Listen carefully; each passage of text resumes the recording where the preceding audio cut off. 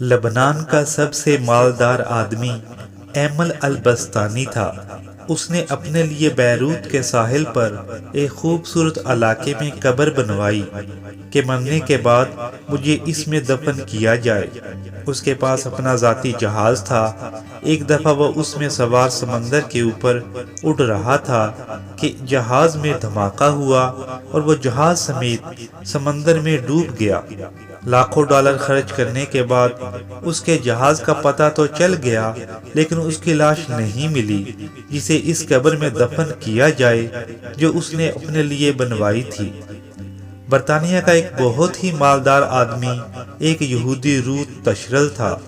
وہ اتنا مالدار تھا کہ کبھی کبھی حکومت اس سے قرض لیتی تھی۔ اس نے ایک بہت بڑا کمرہ اپنی دولت رکھنے کے لیے بنایا ہوا تھا جو ہر وقت دولت سے بھرا رہتا تھا۔ ایک دفعہ وہ اس کمرے میں داخل ہوا اور کمرے کا دروازہ بند ہو گیا۔ دروازہ صرف باہر سے کھل سکتا تھا، اندر سے نہیں۔ اس نے زور زور سے چیخنا چلانا شروع کیا، لیکن محل بہت بڑا ہونے کی وجہ سے اور اس طرف کسی کے نہ آنے کی وجہ سے، کیونکہ وہ ایریا مخصوص تھا، وہاں آنے کی اجازت کسی کو نہ تھی، اس کا یہ چیخنا چلانا کوئی نہ سن سکا۔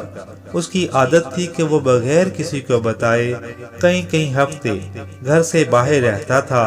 جب وہ کسی کو نظر نہ آیا تو گھر والوں نے سوچا کہ عادت کے مطابق بنا بتائے کہیں چلا گیا ہوگا۔ وہ برابر چیختا اور چلاتا رہا، لیکن جب بھوک اور پیاس نے ناڈھال کر دیا تو اس نے اپنی انگلی کو زخمی کیا اور دیوار پر لکھا، دنیا کا سب سے مالدار آدمی بھوک اور پیاس سے مر رہا ہے۔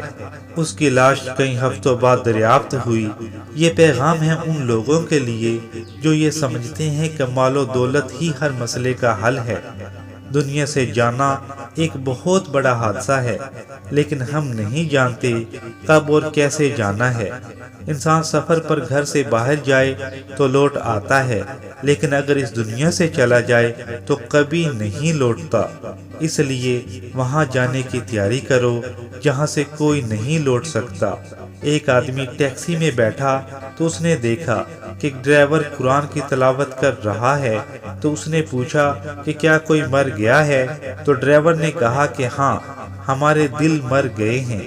قیدی اسی لیے قرآن مانگتا ہے کہ تنہائی میں اس کا ساتھی بنے۔ مردہ قبر میں حسرت کرے گا، کاش میں قرآن سے دوستی کرتا تو آج وہ میرا غم خوار ہوتا۔ ابھی وقت ہے قرآن سے یاری لگانے کا، اللہ کو راضی کرنے کا، آخرت کی تیاری کرنے کا اور ہمیشہ کے لیے کاش اور کیوں سے بچ جانے کا۔